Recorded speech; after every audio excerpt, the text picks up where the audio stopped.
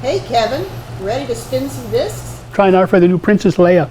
No, actually, Dave was nice enough to write in the other day and he said, hey, I see you doing a lot of aluminum work. And he said, but I'm getting into some aluminum right now, and I guess cleaning up aluminum and grinding and polishing is just like a whole different ball of wax from doing steel.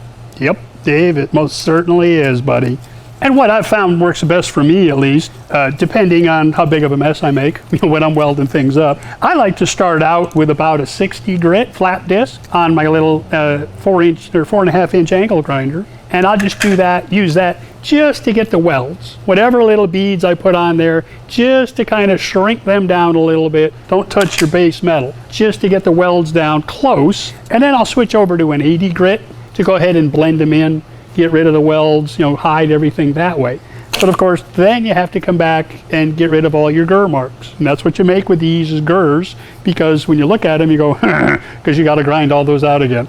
And what I found after that is I'll actually go over to my old woodworking equipment.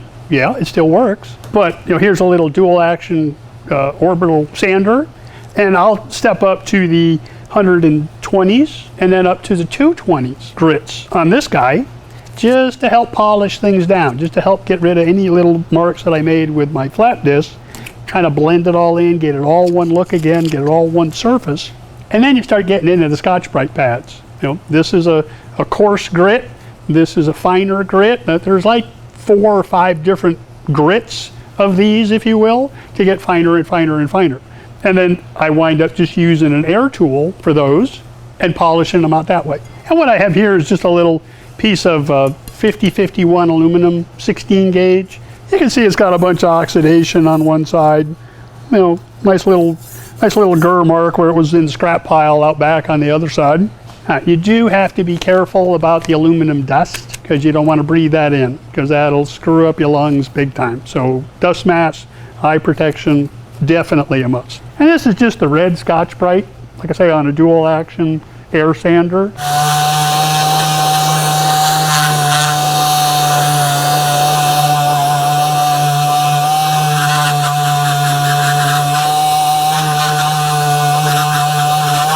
Trying to be difficult over here. That little oxidation is going to come out. Let's just step backwards a little. I'll break out the little electric dual action and we'll put the 220 on it. That'll teach this guy a lesson.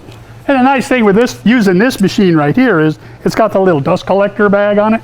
So if you line up the holes that are in the sandpaper with the holes that are in the pad, it helps clean up after you.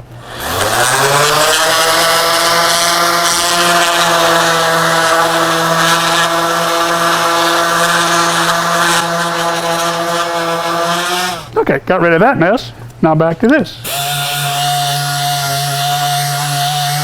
And now let's just go to the finer pad. You can almost see yourself in it. That's the side I just did, and that's kind of what it looked like when we first started. But now if you want to get really crazy and really try to get a shine out of it, we have some of these. These are surface preparation wheels, and they're from Camel Grinding Wheels, CCW. And it's just this red, not quite sure what it is, but let's throw that on the grinder.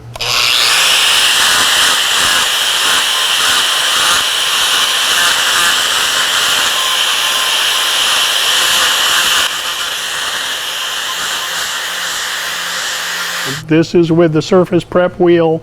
This is just with the Scotch-Brite, and you can even go farther from there. Then you can get into your polishing compounds, you can get your buffing wheels, you'll put some rouge on there, and just go crazy. So lots of different steps. Best advice I can give you, don't put the grrr marks in it to begin with. Dave, I hope that points you in the right direction. I'm gonna go back to work, and you guys are gonna come out to my website and check out what I'm doing. I'll see you next time. And then you can just come in with the Scotch-Brite.